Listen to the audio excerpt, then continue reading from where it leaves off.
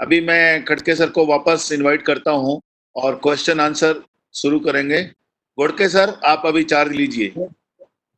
Okay sir, thank you sir, thank you very much. I am here. Yes yes, thank you sir. Yeah. सगळ्यात पहिले basically there are almost 20 questions. तो Anand Kulkarni sir, Anand Kulkarni sir.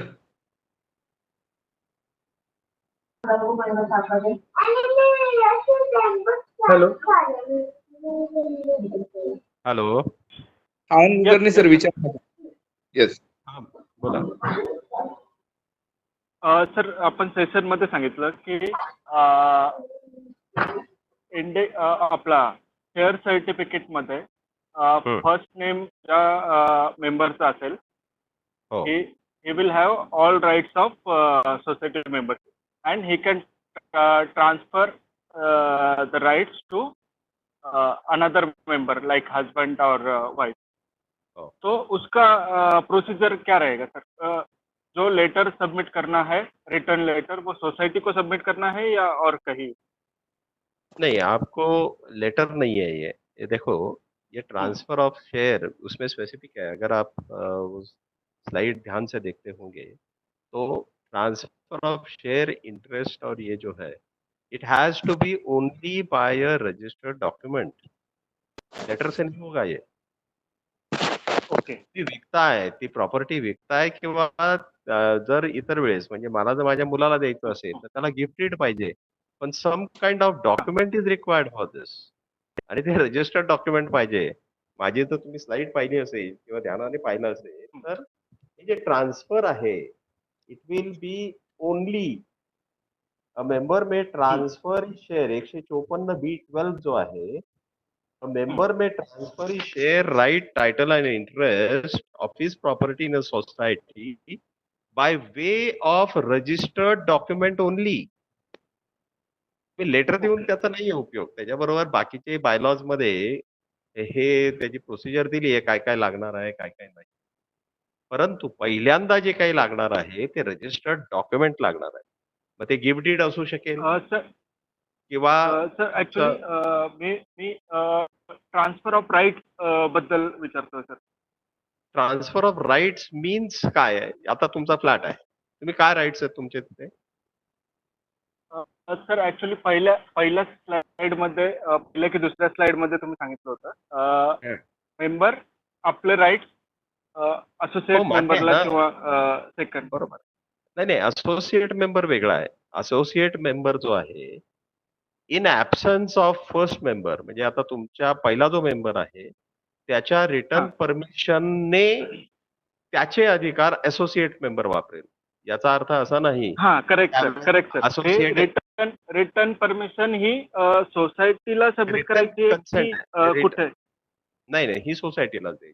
Return consent पण सोसायटीला हे करत असताना ऐका त्याच्या पुढचा ऐका. मग ओरिजिनल मेंबरला त्याचे राईट नाही वापरता येणार.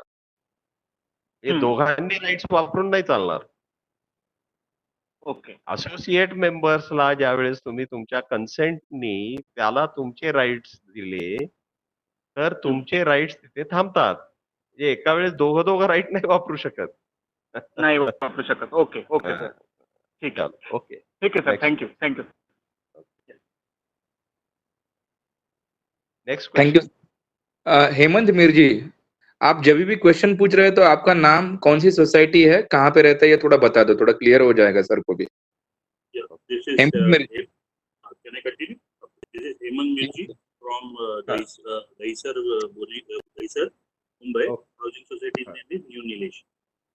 I had two questions. Can a joint member be made an associate member?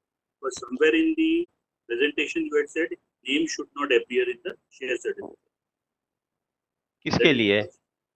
Associate. Can a joint member be made an associate member? या जस्ट अ मिनट. दोनों जो कंसेप्ट है वो अलग है. एक तो जॉइंट मेंबर है, उसका नाम तो शेयर सर्टिफिकेट में होगा ही. एसोसिएट का नाम नहीं होगा शेयर सर्टिफिकेट में. एसोसिएट मेंबर का शेयर सर्टिफिकेट में नाम नहीं होगा. Correct sir. मेरा क्वेश्चन यही है, अगर बोलिए जॉइंट मेंबर अगर है There are two people, A and Mrs. A. Can Correct. A, the first Huh. person, make Mrs. A as the associate member? Yeah, of course they can, no Done. problem. लेकिन वो A will cease to operate then. Correct. हो सकता है, कोई बात नहीं. My second question was, Huh. there was a membership given to a person, whether it without doing any documentation or mentioned in the minutes of the meeting, about 10 years ago. Today, the same person is now, as I say, is a member because share certificates have been done, everything has been done, right? Today, as I say. But 10 years back, there was absolutely no documentation done. No more entrance fees, no membership form paid, no 500 rupees, no 100 rupees. Now, today, the present managing committee has a question to face: is that person a member of the society or not? So the past transfer, whether it done intentionally or I do not know, by the earlier managing committee member team. How do you face this now? What is the solution here? As of today, he is the member of the society. Correct. Now the society has to just follow the process of expulsion. If he is not rightfully admitted as a member. Can you elaborate, sir, please? अभी क्या है, अगर वो already member है और कितने सालों से member है वो? 10-12 साल हो गया सर. So अगर whether it 12 is going, so we don't want to go back, but how does the present committee address this issue? See, the word Sitaram Yes, Rane sir yes, always right. mentioned the word Correct. cooperative is very, very important. सही बात है, लेकिन अगर आज के इसमें अगर ये dispute होता है, Correct. अगर सोसाइटी के मैनेजिंग कमिटी ने तय किया कि ये रॉन्गफुली एडमिट हुआ है, तो उस इस पे अगर एक्सटेंशन की प्रोसीजर की जाए, हो सकता है, या the society now has to go under section 91. If you are the interested party, you can go under section 91 in the cooperative court and file a dispute that he has been admitted wrongly by the society. He has been admitted wrongly as a member to the society. Membership of the society is being wrongly given. This is a part of dispute. Again, you cannot go now because it's 12 years old. It will be hampered by the Limitation Act. ये मुद्दा उसके बाहर भी गया है. So what is to be done? ये अभी आप किस हैसियत से पूछ रहे हैं? अगर आप सोसाइटी के मेंबर इसलिए पूछ रहे हैं या I am the secretary of the building society. why is there any आपका जो ये कहना है कि उसको wrongfully किया है, बराबर है? किन्होंने, आप तो नहीं थे तब. Correct. Hello, Correct. दूसरे लोगों ने ये जो किया है, ये तो लिमिटेशन के पार हो गया. अभी Correct. उसमें क्या है, आप अगर एक्सपल्शन की प्रोसीजर कर सकते तो करो. नहीं, मुझे हम लोग को करना नहीं, but what is the way out? That is what we always stress on.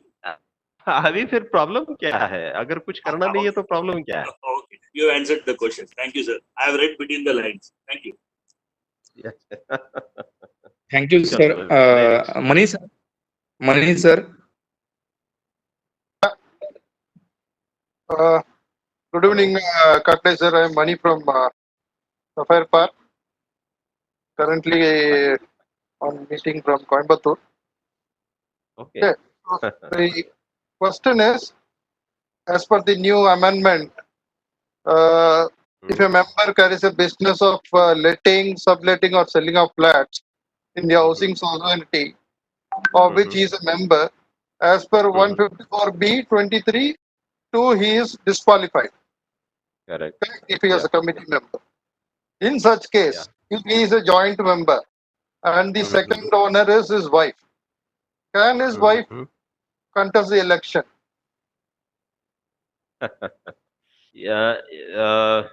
In your absence, yes, because the question is very specific. If in your absence, joint member can always operate. But the first owner is doing the business of subletting and So Selling of flats. here again, in this case, two entities have been recognized by the Act. One is the original member, and the second is the joint member. And joint member is a person who stands second. Yes. His name is not in the first place. You are saying that he is disqualified. Okay. When he is disqualified, is any action been taken by the society against the disqualified person? No. Hello. I'm saying means whether the joint owner can contest the election in this scenario. Just a minute.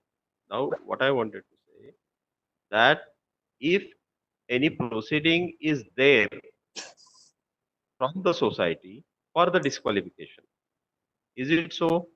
Is there been any this thing? Any proceeding against the first member? No.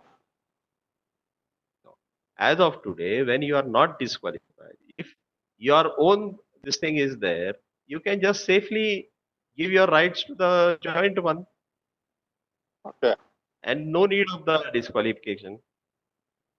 There is no question of any disqualification when the joint member he is acting in your place. Okay. Thank you, sir. One more question. बोलिए This is regarding the transfer fee. बोलिए Transfer fee. हाँ बोलिए As per the old bylaw 40D, there was a provision that society can collect transfer charge 2.5%. Okay. no that is not Yeah. I'm just coming, sir. I'm just coming. Just for sake of. Earlier it was in percentage or maximum 25,000. Okay. This is based on the judgment for 25,000 was somewhere in 1986. Okay. yeah, that was judgment. Yeah. It was on 19th Not for December. So, not so that 25,000 was decided in 1986. And I think the amendment of that circular was in 1989. So in that case, from 89, the land value and the current value is different. But on government stamp duty or taxation, it is all in percentage. Only for housing society, it is fixed in numbers. So what is your say on that? Actually, I don't have any express any opinion on this because the government has decided when Khadke साहेब याचं उत्तर मी देतो हाँ बोलो खडके साहेब याचं उत्तर मी देतो आपण बऱ्याच वेळा हा मुद्दा काढलेला आहे. दोन मुद्दे त्याच्यामध्ये आपण शासनाकडे बऱ्याच वेळेला मागणी केलेली आहे की नॉन ऑक्युपन्सी चार्जेस आणि हे ट्रान्सफर चार्जेस हे म्हणतात ते बरोबर आहे. 1986 मध्ये जो 25,000 रुपये आणि तो पर्सेंटेज वाईज कधीही नव्हता. तो महानगरपालिकेच्या कॅटेगरीवर ABC याच्याप्रमाणे ठेवलेला आहे. तो मॅक्झिमम आपल्याला 25,000 घेता येईल. ए कॅटेगरीची महानगरपालिका असेल तर आपल्याला 25,000 घेता येतो. कमी करण्याचा सोसायटीला अधिकार आहे एक भाग. हे त्यांचं म्हणणं आहे. आपण शासनाकडे त्याचा पाठपुरावा करतोय. बऱ्याच वेळा आपण हा मुद्दा मांडला पण याच्यामध्ये शासनाकडनं आपल्याला काही पॉझिटिव्ह रिप्लाय आलेला नाही. पण आत्ताच 1 मार्चला आपण मोठी बैठक घेतली होती ठाण्यामध्ये. त्यावेळेला माजी मुख्यमंत्री होते आणि त्यावेळेला आपण निवेदन दिलं आत्ताच्या मुख्यमंत्र्यांना सुद्धा. तर त्यावेळी त्यांनी मान्य केलेलं आहे की नॉन ऑक्युपन्सी चार्जेस आणि दोन्ही आपण लवकरच त्याविषयी निर्णय घेऊ. पण सध्या तरी आपल्याला ते 25,000च आहेत. सध्या तरी आपल्याला जे आहे तेच आपल्याला मान्य करावं लागेल. Okay. Next question. Thank you sir. Sir MK Roy sir. Jeevanji, one more question. Sorry. Manish sir, yes. Sir, we know from media that okay, transfer fee should not be more than 25,000. But there is a case of Amitabh Bachchan where he has paid 5 crores in 2004. Okay. Okay. Okay. Though he has put. Manish, No, no. let us not take this type of question here, please. We No, can no, no. take offline. Yeah. No, no. I'm just asking. So when it is on media that he has paid 5 crores, does cooperative department or anyone take action on the society? So who is the aggrieved person in this? Amitabh Bachchan is not the aggrieved person. He has to be aggrieved person. You and me doesn't matter in this, because one who has paid and one who has taken, those are not the aggrieved parties. So there is no question of we considering our opinion, expressing our opinion on that. बरोबर. Okay. Thank you Manish sir बहुत सारे question है, अभी almost 20 लोग queue में है. So next question M K Roy sir. M K Roy, pride old city Charoli, Brooklyn society Charoli. मेरा question ये है कि हमारा अभी इलेक्शन होने वाला है, उसमें आपने जैसे बताया रिजर्वेशंस हैं SC ST OBC end ladies member. जब इलेक्शन होता है तो नॉमिनेशन खुद देना है लोगों ने. अगर ये कैटेगरी से नॉमिनेशन नहीं आए या उस कैटेगरी के लोग नहीं हैं सोसाइटी में, तो वो मेंबर्स वो जनरल कैटेगरी को जाएगा या क्या हो? नहीं, अभी यहाँ तो स्पेसिफिक है शेड्यूल ट्राइब, ये जो का स्पेसिफिक प्रोविजन आपने देख लिया कि अगर वो सोसाइटी में नहीं है तो वो लागू नहीं होगा, लेकिन शेड्यूल कास्ट, शेड्यूल ट्राइब, इनकी जो है वो जनरल कैटेगरी को नहीं जाएगी. ये जो ऊपर के 3 रिजर्वेशंस है वो जनरल कैटेगरी को नहीं जाएगी. ये ऐसे ही आपको कैरी होना पड़ेगा. तो नहीं होगा, अगर किसी का नॉमिनेशन नहीं आया तो बाद में उसको कोऑप्शन करना पड़ेगा. अच्छा, ओके ओके. मतलब अगर नॉमिनेट नहीं किया बट मेंबर्स हैं सोसाइटी में, तो आप बाद में उनको कोऑप्ट हाँ, करके तो बाद कंपल्सरी मेंबर बनाना है. यस यस, वो सीट पे जनरल नहीं आएगा. ओके ओके, नहीं आएगा बट अगर मान लीजिए मेंबर ही नहीं है तो वैकेंट रहेगी सीट. वैकेंट रहेगी. Right right, thank you. Thank you MK Roy sir. Nitin sir. Yes आप- yes sir. Yes sir. Yes sir मेरे 2 क्वेश्चंस है.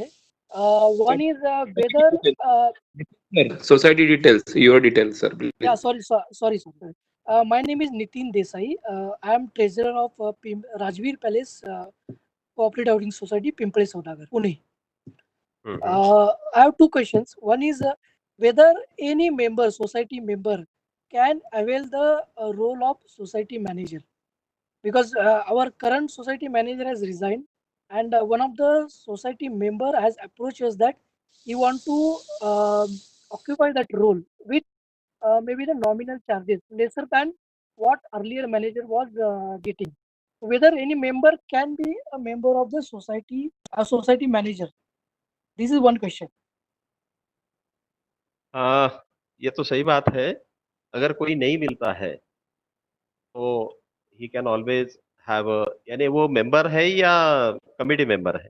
हाँ. Now second question is that he is a management committee member currently and a senior citizen, means a retired senior citizen. ये क्या होता है, इसमें dispute आता है, वो इसके बारे में आता है कि उसको अगर वो कुछ पैसा दिया आपने, हाँ, तो whether that will be amounting to the profiteering. Okay. तो ये डिस्प्यूट हो सकता है. ये ऐसे घटनाओं को आप अवॉइड करें तो अच्छा है. कोई अच्छा आदमी अगर बाहर का ही हो, ताकि कमिटी मेंबर या किसी भी मेंबर को ही कैन नॉट होल्ड और make profits from the funds of the society. तो ये प्रॉफिट भी हो सकता है. इसका यानी नजरिया अलग अलग हो सकता है. यानी इसका देखने का नजरिया ये अलग अलग हो सकता है. इसलिए है कि हम ऐसे प्रैक्टिस नहीं करें. Okay. हेलो. हाँ, hello. हाँ, बोला. हाँ. So means legally there is no binding, but we need to, as far as possible, we need to avoid it, right?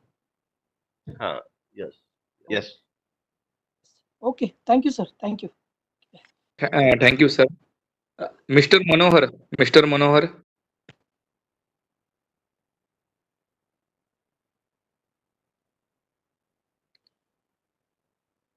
Mister Manohar Manohar Manohar sir नहीं है तो Raghu sir, Raghu sir. Hello, आवाज आ रहा है अभी? आवाज आ रहा है सर, बोलो। हाँ, सो जयवंत सर से क्वेश्चन है। तो एक्चुअली तक्षशिला सोसाइटी अंधेरी, तो क्वेश्चन है कि सोसाइटी बॉडी में से जैसे सेक्रेटरी है वो अब्रॉड शिफ्ट हो गए हैं, तो अभी ये नए अमेंडमेंट के हिसाब से they can still be a member of the society, और कैसे रहेगा मिस? नहीं, आपके सोसाइटी का मेंबर है ना वो? हाँ, बट वो अभी रहते नहीं है मिस, लीज आउट है प्रॉपर्टी, नहीं, रेंटेड दैट इज प्रॉपर्टी। वो ठीक है, रेंटेड प्रॉपर्टी अलग है। ओके, उन्होंने इंडियन सिटीजनशिप छोड़ दी है क्या? नहीं, इंडियन सिटीजन तो है। वो तो एनआरआई होंगे अभी। हाँ। अभी एनआरआई है क्या नहीं है वो स्टेटस तो आपको देखना पड़ेगा, लेकिन ऐसा कोई भी बार मेंबरशिप में नहीं है, दे can still remain the member of the society. Okay, और दूसरा क्वेश्चन ये है कि ये अभी लॉकडाउन में कुछ अगर हम चेंजेस करने चाहें, जैसे मीन्स जनरली तो वोटिंग करके करते हैं, तो बट ये अभी लॉकडाउन के समय कुछ करना है तो ऐसा जूम मीटिंग और ये सब करके हम कर सकते हैं क्या वो डिसीजन? वही अभी आपको राणे साहब ने भी बोला, the issue is under active consideration of the government, end थोड़े ही दिनों में आपको इस पे फेडरेशन की तरफ से कोई ये मिलेगा, पक्का मिलेगा, and I think there is no harm. और मेरे ख्याल में हमारे कमिश्नर साहब ने एक सर्कुलर भी निकाला है, वो सर्कुलर मैं आपको व्हाट्सएप पे भेज देता हूँ, जहाँ 24 पर मैनेजिंग कमेटी के जो मीटिंग्स है ये ऑनलाइन अलाउ किया है।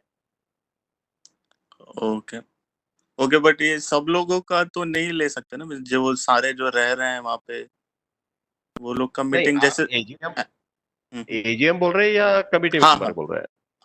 एजीएम का मीन्स। हाँ, तो एजीएम का भी उसमें आप सर्कुलर देख लो, उसमें एजीएम शायद नहीं होगा, लेकिन मैनेजिंग कमेटी मेंबर्स की मीटिंग पक्का हो। नहीं, एजीएम अलाउड नहीं है सर, उसमें ओनली जो है मैनेजिंग कमेटी का अलाउ किया गया एज पर सर्कुलर डेटेड 24 अप्रैल। बरोबर। सही बात। और हीरे सर ने यहाँ पर इस प्लेटफॉर्म पे उसके बारे में डिटेल में एक्सप्लेन किया था। बरोबर है। सही बात। Okay, thank you sir. Khadke sir, मी सुदेश राजे बोलतोय. आपला जो आता Maharashtra state cooperative housing societies education and training centre एक बोलतो. तर माझा एक थोडा प्रश्न आहे, थोडा इलेक्शन वरती प्रश्न आहे सर, एक मला क्वेरी त्याच्यामध्ये की 27 सोसायटी कलम कुठनं बोलताय तुम्ही? आम्ही हॅलो, नाही कुठनं बोलताय? हा, पुण्यातूनच बोलतोय मी, इथे आमच्या वाकडमधनं. हॅलो, हां. तर हा, बोला ऐकतो. हां, 27 जी कलम आहे याच्यामध्ये 27 रूल मध्ये वाटते, तर त्याच्यामध्ये असं लिहिलंय की जे मेंबर्स आहे, तर ते मेंबर्स फेडरेशनचे असो की संस्थेचे असो, त्या संस्थेच्या मेंबरला मतदानाचा अधिकार 2 वर्षानंतर आहे, असं त्याच्यामध्ये एक प्रावधान आहे. तर मला त्याविषयीच बोलायचंय, आणि ते प्रावधान फेडरेशनला पण लागू होतं का त्याविषयी, तो एक मला प्रश्न आहे त्याच्यामध्ये. मला सांगा, जरा परत सांगा, तुम्ही कुठल्या सेक्शन बद्दल बोलता? 27. तर कसं मी बोलतो या विषयावर. बोला. मी बोलतो या विषयावर. असं आहे, हाऊसिंग सोसायटीला ही बंधनं नाहीये. हाऊसिंग सोसायटीच्या व्यतिरिक्त सगळ्या सहकारी संस्थांना ते लागू आहे. जिल्हास्तरीय संघीय संस्था असेल तर त्यांना 3 वर्ष आहे, आणि बाकीच्यांना इतरांना 2 वर्ष. सभासद झाल्यानंतर 2 वर्ष त्यांना मतदानाचा अधिकार नाही. मात्र गृहनिर्माण संस्थांना त्याच्यातून वगळलेला आहे. आणि हाऊसिंग फेडरेशनला सुद्धा तुमची आपण काय म्हणतो असोसिएशन असेल किंवा अपेक्स बॉडी असेल, त्यांना सुद्धा हा नियम लागू होतो. सभासद झाल्यानंतर 2 वर्ष त्यांना मतदान करता येणार नाही. अच्छा. हाऊसिंग सोसायटींना मात्र लागू नाही. हाऊसिंग सोसायट्यांना लागू नाही. म्हणजे हाऊसिंग सोसायटीचे जर आम्ही आता आमचा प्रॉब्लेम काय हे तुम्हाला सांगतो. आमचं जे पिंपरी चिंचवड बोला. कोऑपरेटिव्ह हाऊसिंग सोसायटीज फेडरेशन जे आहे याच्यामध्ये भरपूर उत्सुक आहेत जॉईन व्हायला सोसायटीज आणि आम्ही ते जॉईन करायला तयार आहे. पण त्याच्यामध्ये त्या- जे हे प्रावधान आहे ना की हो, त्या हाऊसिंग फेडरेशनला ते लागू आहे. त्यांना सभासद झाल्यापासून 2 वर्ष मतदानाचा अधिकार नाही. फेडरेशनला अच्छा. ते लागू आहे. फेडरेशनला लागू बरं, मग समजा प्रोव्हिजनल बॉडी असेल एखाद्या वेळेस आणि त्या प्रोव्हिजनल बॉडीच्या नंतर जर election झालं, सगळ्यासाठी प्रोव्हिजनलला सुद्धा आणि इलेक्शन असं दोघांनाही ते लागू आहे. लागू आहे म्हणजे मतदानाचा अधिकार नाही. नाही. Okay, thank you sir. Very thanks. Thank you Suresh sir. Next Arun काका देशमुख. अरुण काका. अरुण काका.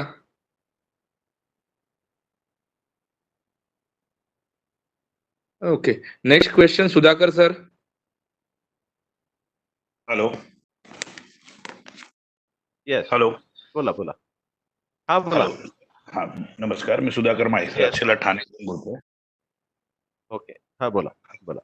तर आमचे इथे असं आहे की जे सेक्रेटरी आहेत त्यांच्या परिवारातील सदस्यानेच एक असोसिएट मेंबर म्हणून फॉर्म भरलाय, म्हणजे आता ऍप्लिकेशन आणून दिलंय.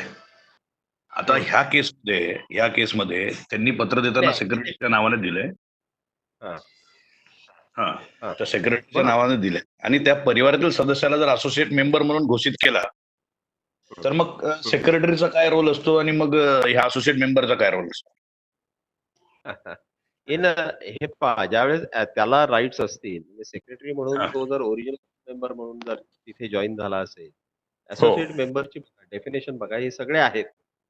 पण ज्यावेळेस असोसिएट मेंबरला ओरिजिनल मेंबरनी ज्यावेळेस त्याला परवानगी दिली स्वतःचे अधिकार वापरायचे, त्यावेळेस ओरिजिनल मेंबरला त्याचे अधिकार वापरता येणार नाहीत. असं डबल नाही चालणार. आदर मेंबर ओके. राहील किंवा असोसिएट मेंबर राहील. ओके. दोघंही एका वेळेस नाही राहू शकत. आता त्या केसमध्ये समजा त्यांच्या परिवारातील सदस्याला असोसिएट मेंबर बनवून घेतलं, मग सेक्रेटरी म्हणून त्यांच्या राईट्स नाही राहत. त्याच्यामध्ये आता हा पुन्हा एक वेगळा याचा मुद्दा होऊ शकेल की ऑलरेडी तो सेक्रेटरी आहे, तर त्याच्यामध्ये असोसिएट मेंबर आता पुन्हा बेसिकली तसं व्हायलाच नकोय. That is definite. कारण तो सेक्रेटरी असेल. महत्वाची भूमिका जर महत्वाची भूमिका आहे ती आणि असं करता येणार नाही. मॅनेजिंग कमिटीने घेऊ नये करून. मग त्याला सेक्रेटरी म्हणून डिझाईन करावं लागेल. म्हणजे दोन्ही एका वेळेस नाही वापरता येणार. राणे साहेबांना आहे का याच्याबद्दल? राणे साहेब बरोबर आहे. खडके साहेबांनी सांगितलं ते बरोबर आहे. पण सेक्रेटरीच्या पदावर असताना त्याला ऍक्च्युली त्याने जॉईंट मेंबर करायचाच नाही किंवा सहयोगी सदस्य करायचाच नाहीये. याचं कारण तो निवडून आलेला असेल. बरोबर आहे. बरोबर आहे. त्यामुळे आणि जसं खडके साहेबांनी सांगितलं, एका वेळेला दोघांना अधिकार देता येणार नाही. तो असोसिएट मेंबर कोणालाही बनू शकतो, कधीही बनू शकतो, त्याला कुठलंही बंधन नाही. मात्र असोसिएट मेंबर करून घेणं ही सोसायटीची जबाबदारी आहे. सोसायटीने ज्यावेळी त्याला 60 दिवसाच्या त्याला करून घ्यायचा, नाहीतर तो अपील करेल. बरोबर आहे. मात्र असा एखादा मेंबर जो इलेक्शनला निवडून आलेला आहे आणि त्याला असोसिएट मेंबर बनवायचा आहे एखाद्या माणसाला, तर तो बनवू शकतो. मात्र त्याचे अधिकार त्याला देता येणार नाही. दोघांपैकी एकालाच अधिकार वापरता येतील. समजा तो पदाधिकारी असेल, असोसिएट मेंबर बनवू शकतो, पण त्या ज्या बनवलेल्या मेंबरला कुठलेही अधिकार त्याला देता येणार नाही. बरोबर आहे. असोसिएट मेंबर ही प्रोव्हिजन आहे की त्याला करून घ्यायची. मात्र त्याची दुसरी बाजू अशी पदाधिकाऱ्याने पण समजून घेणं आवश्यक आहे. त्याने असोसिएट एखाद्या मेंबरला बनवलं म्हणजेच लगेच त्या सभासदाचे अधिकार जातात असे नाही. असोसिएट मेंबर ही प्रोसेस आहे. जसं आपण नॉमिनेशन करतो तसंच असोसिएट मेंबरची एक प्रोसेस आहे. असोसिएट मेंबर तो बनवून ठेवू शकतो. भविष्यात त्याचा तो त्याला उपयोग करून घेऊ शकतो किंवा भविष्यात त्याचा त्याला उपयोग होऊ शकतो. हा मुद्दा लक्षात घ्या. लक्षात आला विषय नाही. याच्यातून आणखी एक ही मला दिसते आहे प्रश्न, त्यांची एन्झायटी अशी दिसतीये की ऑटोमॅटिकली असोसिएट मेंबर झाल्यानंतर त्या असोसिएट मेंबरकडे जाईल का, असा नाही, पुढचा प्रश्न 100% असावा नाही, तुमचा. 100% नाही. नाही, नाही, नाही. असं नाही होत. असं नाही होत. असं नाही.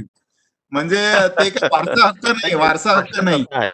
हां, तेच नाही तर प्रश्न नाही त्यांचा म्हणून तसाच आहे. आहे. प्रश्न त्यांचा तसाच म्हणजे आहे. बरोबर. मला या प्रश्नामध्ये तो एक आंतरप्रश्न दिसला हो, आणि बरोबर. म्हणून त्याचा उल्लेख मी केला या ठिकाणी. बरोबर, बरोबर. जर हो, त्याला हो. अशा पद्धतीने करायचं असेल तर त्या सेक्रेटरीला पद खाली करावं लागेल आणि त्याला हां. सेक्रेटरी मग रितसर निवडून येऊन मग तो सेक्रेटरी होऊ शकेल, असोसिएट सेक्रेटरी. मेंबर. बरोबर आहे. बरोबर आहे. चालेल. ओके, ठीक आहे. धन्यवाद. नेक्स्ट. हॅलो. हाँ hello. Yes sir. Next question. Doctor Dhonde. आहेत का? आहेत सर. डॉक्टर SV धोंडे.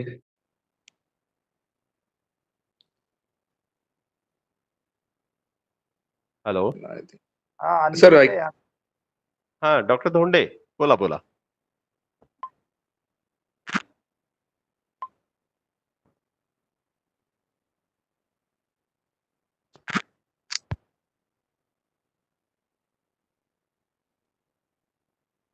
हा धोंडे साहेब बोला. डॉक्टर साहेब बोला. अनम्यूट करावं लागेल तुम्हाला असं दिसतंय. सर पहिल्यांदा वापरतात असं वाटतंय. सो होय. ये उनका म्यूट दिख रहा है, अभी म्यूट निकल गया. यस. हा बोलो. हॅलो. हा डॉक्टर साहेब बोला.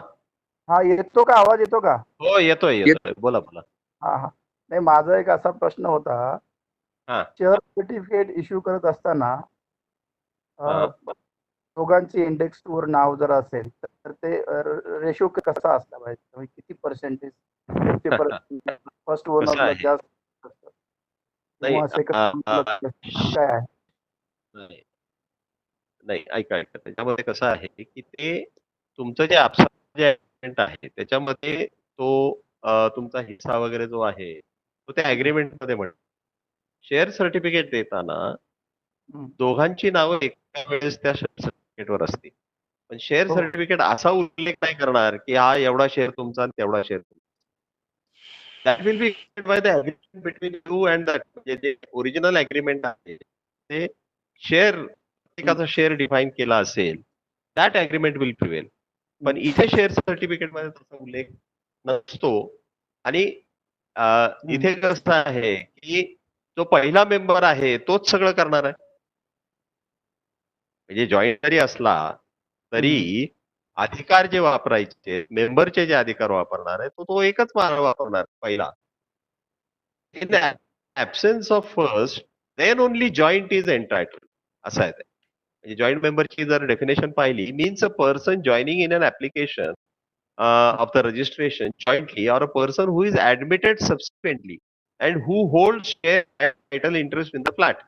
Percentage म्हटलेलं नाही, तुमचं हे आहे jointly but whose name does not stand first in the share certificate. आणि वर जर गेलात तर एकच मेंबर जो ओरिजिनल मेंबर आहे, एक नंबरचा मेंबर जो आहे तोच त्याचे अधिकार वापरतो. त्याच्या ऍब्सन्स मध्ये तुम्ही वापरू शकता. अच्छा. नाही, आता मला माझ्या सोसायटीमध्ये मी चेअरमन आहे. मला शेअर सर्टिफिकेट इश्यू करायचं. तुम्ही प्लेनली दोन नावं जी आहेत तुमच्याकडे जर इंडेक्स आला असेल आणि त्याच्यावर जर दोन नावं असतील आणि ऍप्लिकेशन दोघांचं असेल तर तुम्ही पहिलं नाव कुणाचं नाव वगैरे ते तुम्ही त्या अग्रीमेंट प्रमाणे बघा आणि त्याप्रमाणे शेअर सर्टिफिकेट इश्यू करा. त्याच्यावर त्याचं हे तुम्ही टाकू नये कारण तसा अभिप्रेत नाहीये. बर, चालेल. Thank you sir. Thank you sir. दोन क्वेश्चन. जयंत सर जरा माझा घ्या ना प्लीज. हा काका तुम्हाला तुमचं नाव अनाऊन्स केलं होतं, बोला ना काका प्लीज. हा चालेल ना. हा मी अरुण मधुकर देशमुख बोलतो, निसर्ग पूजा सोसायटी वाकडमध्ये. माझा प्रश्न असा आहे, आता मगाशी तुम्ही असोसिएट मेंबर आणि प्रोव्हिजनल मेंबरचे दोन मेंबरशिपचे प्रकार आणखी सांगितले. परंतु माझा प्रश्न असा आहे की प्रोव्हिजनल मेंबरसाठी काही टाइम लिमिट फिक्स केलेली आहे का? पर्टिक्युलरली ज्यावेळी नॉमिनेशन असतं आणि मनुष्य ज्यावेळी मृत होतो त्यावेळी ज्यावेळी प्रोव्हिजन मेंबर आपण घेतो तर त्यांनी किती दिवस, आपल्याला लॉ ऑफ लिमिटेशन सुद्धा आहे आपल्याकडे, पण आपल्याकडे या प्रोव्हिजनल मेंबरशिपसाठी काही लिमिट वगैरे ठरवून दिलेली आहे का आपल्या या बायलॉज मध्ये किंवा 154B मध्ये नव्याने आलेली किंवा? हो, बरोबर आहे. नाही म्हणजे लिमिटेशन मला कशाबद्दल पाहिजे, म्हणजे तो प्रोव्हिजनल मेंबर कुठपर्यंत राहू शकतो असं म्हणायचं आहे तुम्हाला? नाही तो कितीपर्यंत राहू शकतो किंवा तुम्हाला एक काय किती वर्ष? त्यालाच पुन्हा धागा पकडून पुढचा प्रश्न असा की जर समजा तुम्ही म्हणाला किती वर्ष राहू शकतो, मग त्याला तो विक्रीचा अधिकार वगैरे प्राप्त होईल का, डिस्पोज करायचा अधिकार प्राप्त होईल का, या सगळ्या गोष्टी पुढे येतील आणि मग त्याच्यातनं मग बरेचसे कॉम्प्लिकेशन्स निर्माण होऊ शकतात. तर या सगळ्याचा विचार करताना एक साकल्याने जर तुम्ही त्याच्यावरती उत्तर दिलं तर बरं होईल असं सांगतो. बेसिकली प्रोव्हिजनल मेंबर जो आहे ना, म्हणजे पुन्हा आपण डेफिनेशन मी हळूहळू वाचतो. Provisional member is a person who is duly admitted as a member temporarily after death of a member on the basis of nomination. नीट लक्षात घ्या, नॉमिनेशनच्या बेसिसवर या मेंबरला घेतलं जातं. कुठपर्यंत?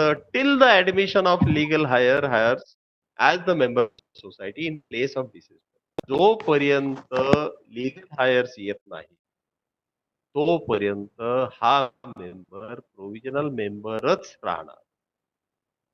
आता लॉ ऑफ लिमिटेशन वगैरे जे तुम्ही म्हणताय ते येतात त्या टायटलच्या संबंधात येतात, पण इथे आज जो कायदा आपल्या समोर आहे त्याच्यामध्ये हा फार स्पेसिफिक आहे. त्याची मेंबरशिप ही अशीच राहणार आहे.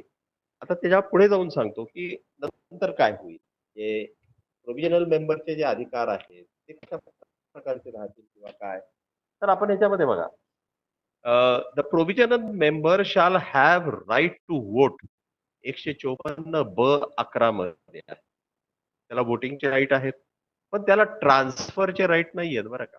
ही cannot transfer this provisional membership. He is provisional. त्याच्यामुळे तो किती काळ राहील? Till the admission legal heir or heirs as the member of the society. हे कृपया लक्षात घ्या. ही आजची पोझिशन आहे कायद्यातली. सबसिक्वेंटली काही बदल झाले तर यात होऊ शकतात, पण सध्याची जी पोझिशन आहे ती अशी आहे. प्रोव्हिजनल मेंबर तोपर्यंत राहील जोपर्यंत लीगल हायर्स येत नाहीत तोपर्यंत हा प्रोव्हिजनल राहील. Hello hello hello hello hello hello. हा, असोसिएट मेंबर हा ब्लड रिलेटिव्हच असायला हवा की असं काय त्याच्यावरती काही बंधन आहे? डेफिनेशन दिलंय. Means husband, father, wife, mother. अच्छा म्हणजे तो आपल्या हेअरशिपच्या अनुसार जो आहे तो. Okay, thank you. Admitted to membership on return recommendation of a member to exercise his rights. कायद्याने स्पेसिफिक घालूनच दिलाय. ठीक आहे. आणि माझा आणखी एक प्रश्न होता, खरं तर तो माझा राणे साहेबांना होता, पण तुम्ही जरी त्याचं उत्तर दिलं तरी चालेल. मला जायचंय बायलॉ 43 वर जायचंय, 43. तर 43चा बायलॉ जो आहे की तो सांगतो की जर तुम्हाला लोन वगैरे घ्यायचं असेल त्या घर खरेदीसाठी किंवा त्याच्यावरती जे काही लोन घेतलेलं आहे ते परतफेड करण्यासाठी तुम्हाला सोसायटीच्या NOCची काहीही आवश्यकता नाही आहे, असा बायलॉ 43 सांगतो. परंतु तरी देखील सर्रासपणे सगळ्या बँका सोसायट्यांवरती असं बंधन आणल्यासारखं करतात की नाही, ते NOC असल्याशिवाय आम्ही तुमचं लोनच सँक्शन करणार नाहीये. आणि बरं ठीक आहे, मग आपण आपल्याला काय वाटतं की आपला मेंबर आहे त्याला कशाला त्रास द्यायला पाहिजे म्हणून आपण ते देऊन टाकतो NOCचं. वास्तविक पाहता त्याची जरूरही नाही आहे. आणि दुसरी गोष्ट म्हणजे त्या जो ते त्यांचं NOC असतं त्याच्यामध्ये एवढ्या काही भयानक अटी असतात ना की असं करू तसं करू, सगळं जणू काही सोसायटीलाच बांधून घेतल्यासारखं असतं. तर ह्या सगळ्या बाबतीत कुठेतरी काहीतरी एकवाक्यता आणणं आवश्यक आहे. तर फेडरेशनचे महासंघाचे प्रतिनिधी म्हणून त्यांना राणे साहेबांनी घेतला हा मुद्दा तर बरं होईल, पण तरी देखील जर तुम्ही याच्यावरती थोडंसं भाष्य केलं तर जरा बरं होईल. बेसिकली एक लक्षात घ्या, हा प्रॉब्लेम आहे बँकांचा. हा प्रॉब्लेम सोसायटीचा नाही आहे. सोसायटीच्या बायलॉज मध्ये क्लॅरिटी आहे, सगळं आहे. पण तरीही मला वाटतं की बँकांना जर त्यांनी एनओसी पाहिजे असेल, तर आपण काहीही करू शकत नाही. It's the question of the bank. ते पैसे देतात. जरी बायलॉज मध्ये हे असलं तरी ते बायलॉज बँकांवर बंधनकारक नाहीयेत. ते बायलॉज मेंबरवर बंधनकारक आहेत, सोसायटीवर बंधनकारक आहेत. त्यामुळे बँक ही म्हणजे त्यांच्याच नाही पद्धतीने नाही चालणार. ऐका, त्याच्या पुढे नाही जाऊन माझं सांगतो. त्याला त्याच्या पुढे म्हणणं मग मग हा हा हा हा नाही, त्याच्या पुढे जाऊन सांगतो तुम्हाला. थोडंसं एक्सप्लेन हा करतो. बोला ना सर. याच्यामध्ये ज्यावेळेस ड्राफ्ट तुमच्याकडे येतो, मी माझ्या सोसायटीमध्ये काय करतो? मी माझ्या सोसायटीमध्ये इथे मी स्पेसिफिक ठेवलेला आहे, की मी माझा ड्राफ्ट तयार केला आणि मी तो देऊ करतो. ओके. नाही म्हटले हा आमच्याच फॉर्मॅटमध्ये पाहिजे असेही अनुभव आले इथे. मग आम्ही असं करतो, की ज्यातल्या ज्या जाचक वाटतात आम्हाला, अशा आम्ही गाळण्याचा प्रयत्न करतो. आणि पुन्हा हे नाही झालं तर शेवटी जी एनओसी आहे, ती जर फार म्हणजे त्याच्या प्रॉपर्टी पुरती जर मर्यादित असेल, तेवढीच कलमांना आम्ही हो म्हणतो. आता आम्ही प्लॉट टाईप सोसायटी आहे. या प्लॉट टाईपमध्ये बंगलोज आहेत. या बंगलोच्या बाहेर ही जी सोसायटीची प्रॉपर्टी आहे, त्याच्यावर बँकेचा किंवा इतर लोकांचा हक्क राहणार नाही, असं आम्ही प्रायमरीली म्हणतो आणि होऊ देत नाही.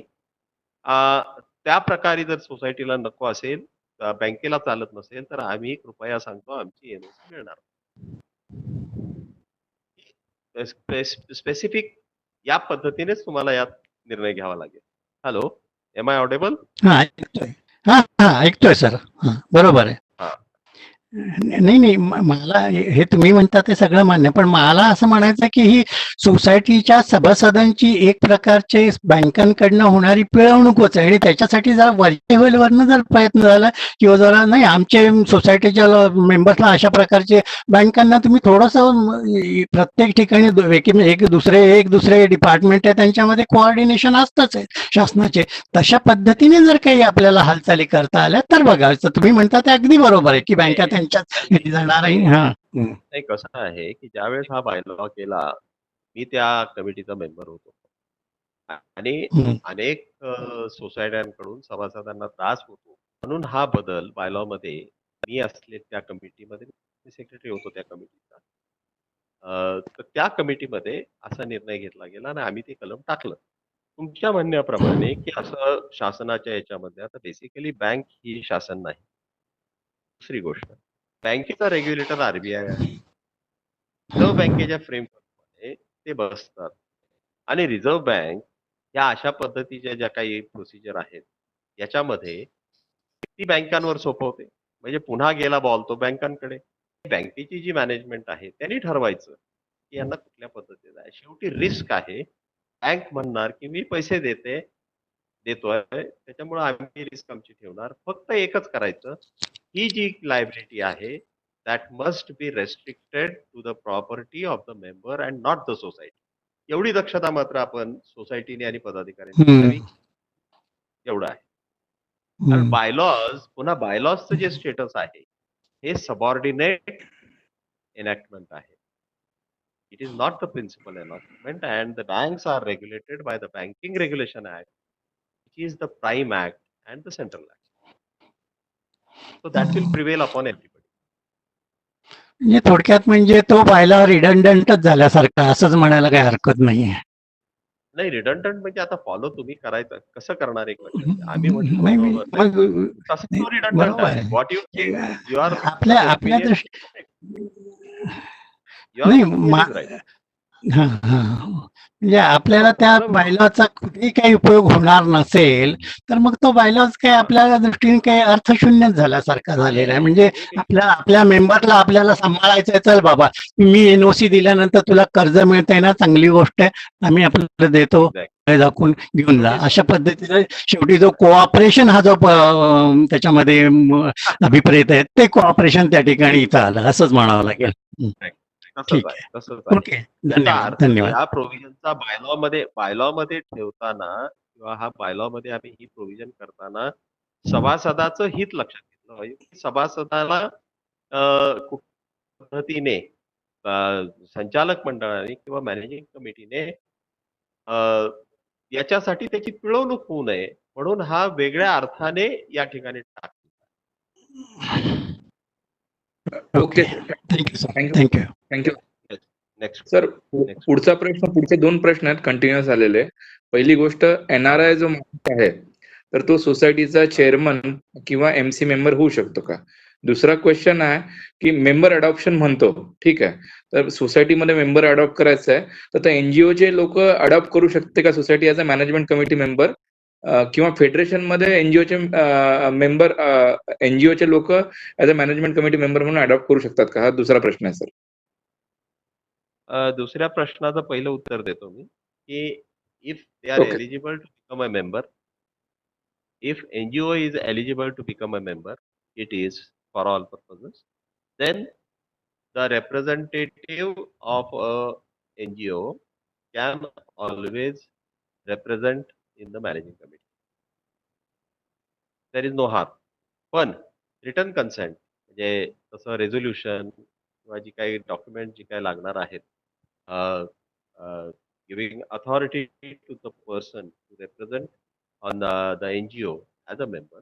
I'm not talking this NGO, but I'm a member to represent a trust, whatever the thing, they can represent in the managing committee. दुसरा प्रश्न जो आहे तो आहे तुमचा NRI चा.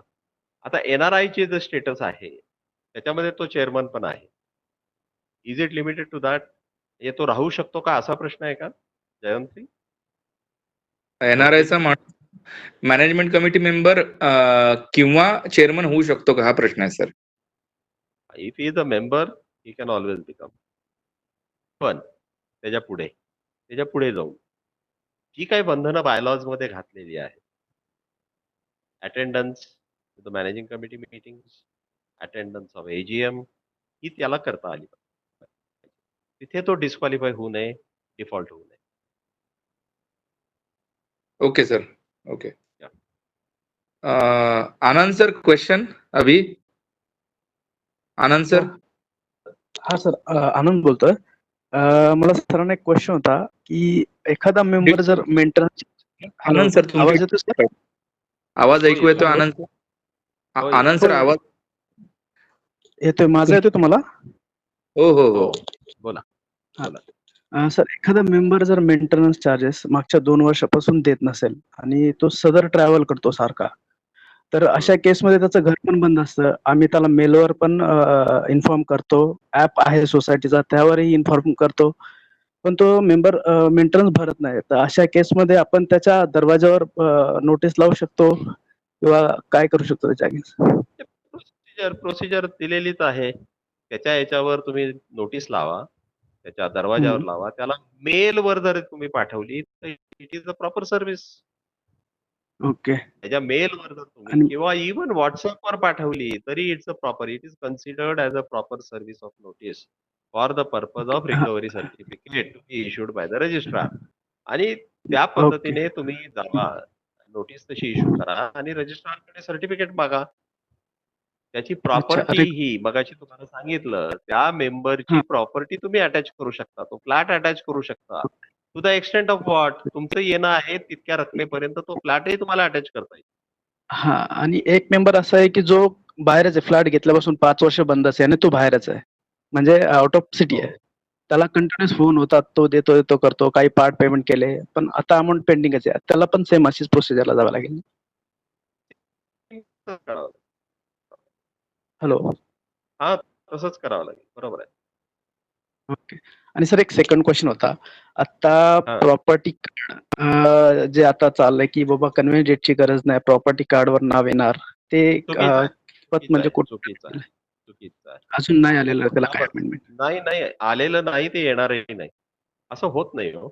Okay okay. हा हा हा. Okay okay. Thank you sir. Thank you. Sir thank you sir. थँक्यू आनंद सर. सर दुसरे 2 क्वेश्चन आहेत ग्रुपमध्ये विचारलेले. सर माझी नोकरी गेली आहे, मला 6 महिने पैसे नाही मिळाले, तर मी डिफॉल्टर आहे का आणि मी मॅनेजमेंट कमिटीचा मेंबर राहण्यासाठी इलिजिबल आहे का? हा पहिला प्रश्न. आणि मी इंटेन्शनली नाही करत, माझी नोकरी गेली त्याच्यामुळे माझे पैसे नाहीत. दुसरा क्वेश्चन आहे, मी सोशल वर्कर आहे माझ्यावरती नेहमी खोट्या केसेस दाखल केल्या जातात, तर मी मॅनेजमेंट कमिटीमध्ये राहावं का नको राहू? हे 2 क्वेश्चन आहेत सर. मुळामध्ये जर आपण डिफॉल्ट म्हणजे पेमेंटमध्ये डिफॉल्ट होत असेल तर you are a defaulter for all purposes. त्याच्यामध्ये कुठेही असं हे केलेलं नाही, तुम्ही हे झालेलं नाही तर डिफॉल्टर नाही, अशी कुठेही प्रावधान किंवा अशी कुठेही कायद्यामध्ये नाही. Defaulter is a defaulter for all purposes. दुसरी गोष्ट दुसरा जो प्रश्न आपण विचारला, दुसरा काय प्रश्न होता? हॅलो घोडकेजी, दुसरा प्रश्न काय होता यांचा? मी सोशल वर्कर आहे. माझ्याकडे खोट्या नाट्या केसेस लावल्या जातात. ओके. तर मी मॅनेजमेंट कमिटीसाठी आता याच्यामध्ये एनॉलॉजी अशी आहे की अशा अनेक केसेस आपल्या ऑनरेबल खासदार आमदारांवरही चालू असतात. आमदार खासदार कायद्याचा अर्थ असा आहे की तुम्ही जोपर्यंत यू आर नॉट तुम्हाला जोपर्यंत शिक्षा होत नाही, हे होत नाही, तोपर्यंत तुम्ही गुन्हेगार ठरत नाही. त्यामुळे तुमच्यावर अनेक केसेस असू शकतात. आता पुन्हा राहायचं की नाही असा जर तुमचा प्रश्न असेल तर it is your good conscious. स्वतः विचार करायचा की आपण राहायचं की नाही. Okay sir. और कोई क्वेश्चन पूछना चाहता है? It is open. सर नमस्कार. मला सेक्शन 41 वर प्रश्न विचारायचा आहे, परवानगी असेल तर. विचारा अमोल. हा, माझं नाव अमोल कुलकर्णी आहे, गणेश नगर सोसायटी टिटवाळा येथून. मला असं वाटतं महाराष्ट्र प्रॉपर्टी ऍक्ट सेक्शन 41 मध्ये आधी असं लिहिलं होतं की जर फ्लॅट परचेस साठी रजिस्ट्रेशन हे मॅनेडेटरी अथवा कंपल्सरी नाहीये. कारण त्याच्यामध्ये आपण ठराव करतो, आधीचा मेंबर राजीनामा देतो, नवीन ऍप्लिकेशन होतं, ठराव घेऊन नवीन मेंबरला ऍडमिट केलं जातं. पण ती जी प्रोव्हिजन आहे एक्सटेन्शन फ्रॉम कंपल्सरी रजिस्ट्रेशन ती आता पण लागू आहे का? कारण मुळात आमची आता सोसायटी ही प्लॉट सोसायटी आहे. जमिनी सोसायटीच्या मालकीचे, फक्त मेंबरशिप ट्रान्सफर होतात. त्या केसेसमध्ये रजिस्ट्रेशन करणं जरुरी आहे का? तुम्हाला 41 वाचतो मी. Exemption from compulsory registration of instruments relating to shares and debentures of society. Nothing in clause so and so Indian Registration Act, not Stamp Act. I'm saying Indian Registration Act. To any instrument relating to shares in a society, not तुम्ही शेअरची विक्री नाही करत आहे, तुम्ही तुमच्या फ्लॅटची विक्री करताय.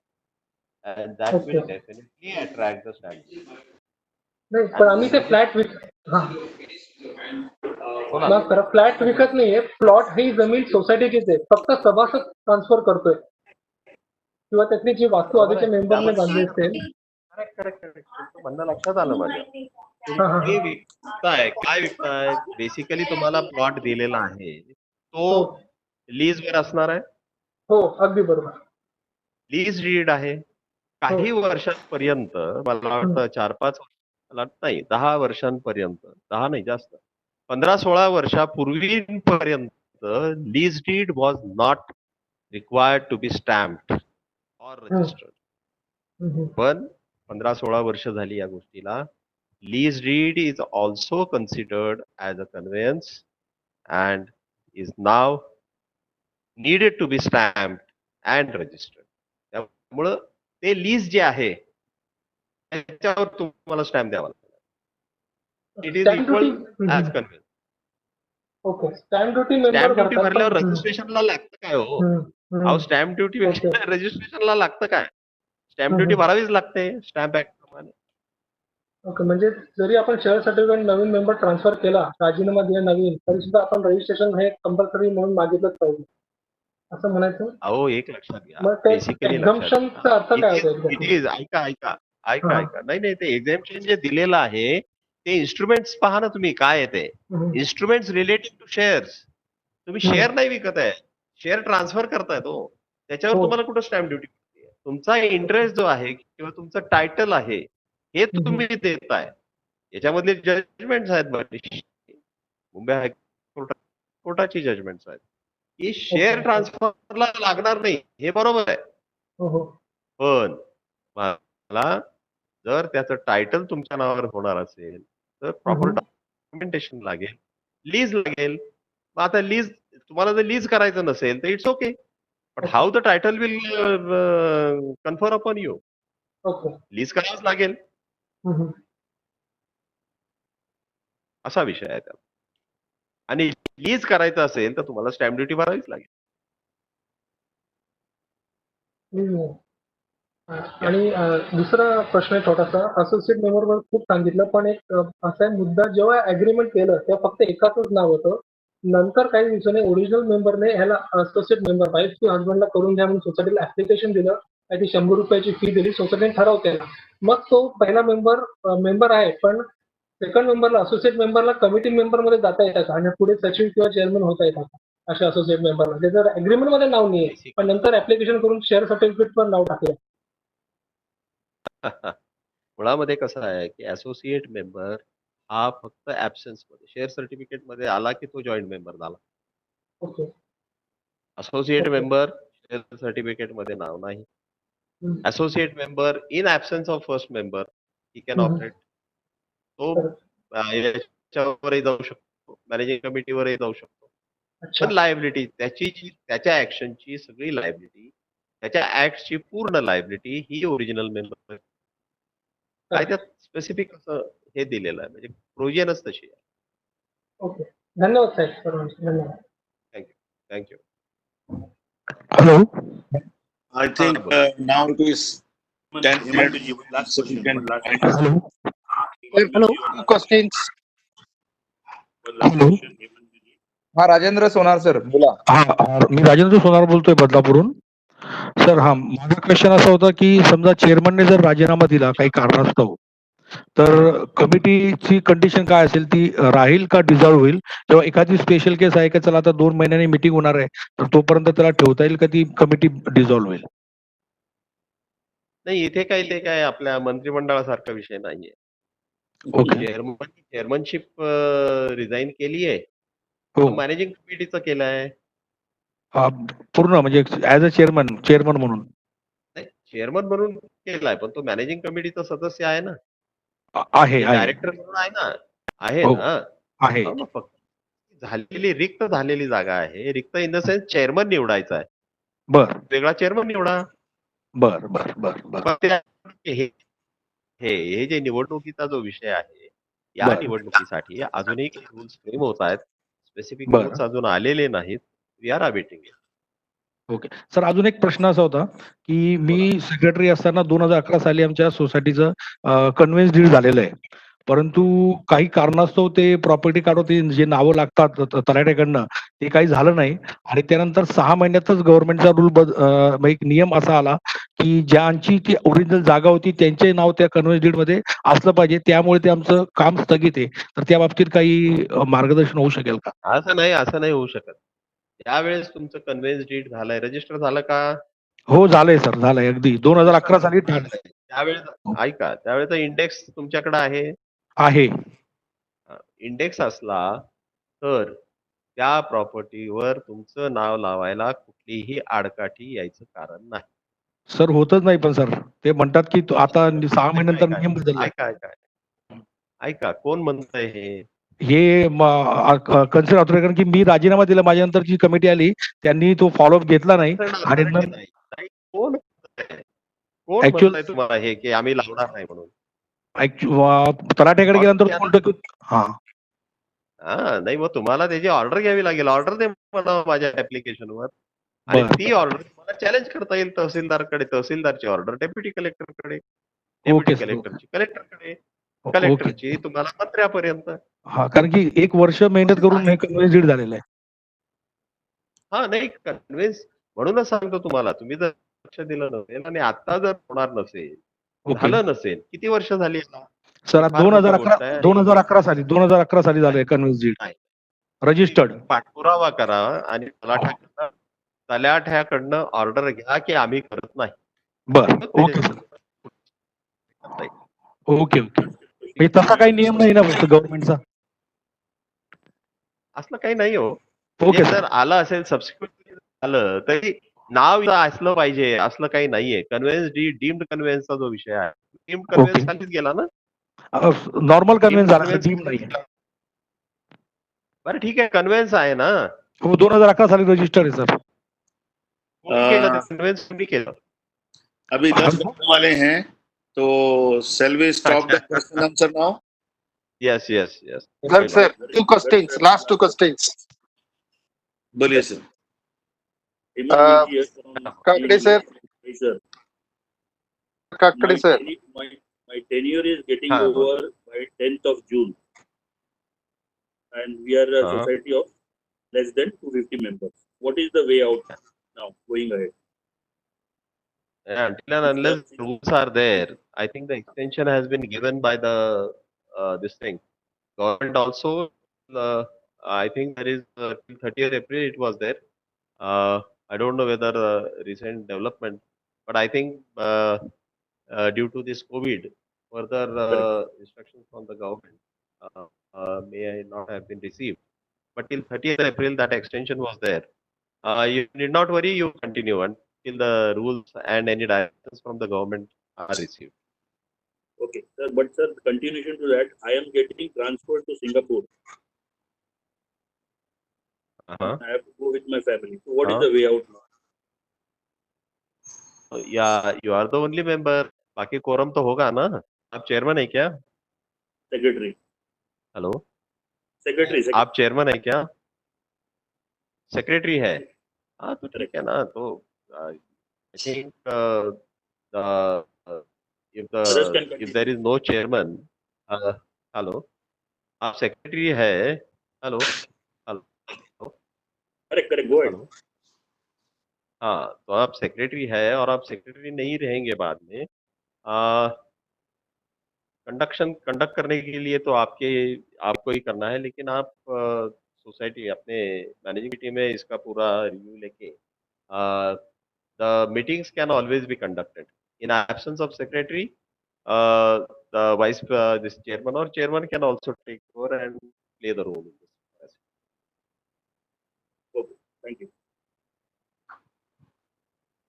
Sir, Kakade sir. लेकिन उसके लिए कोरम चाहिए, इतना ध्यान रखो. Sir, Kakade sir. हाँ, बोला. Sir, this is regarding the nomination forms. हाँ, बोलिए. Money from Bhagat. हाँ, This बोलिए. is regarding the nomination form. Society has been sending notices to members to submit the nomination form. But very few people are giving.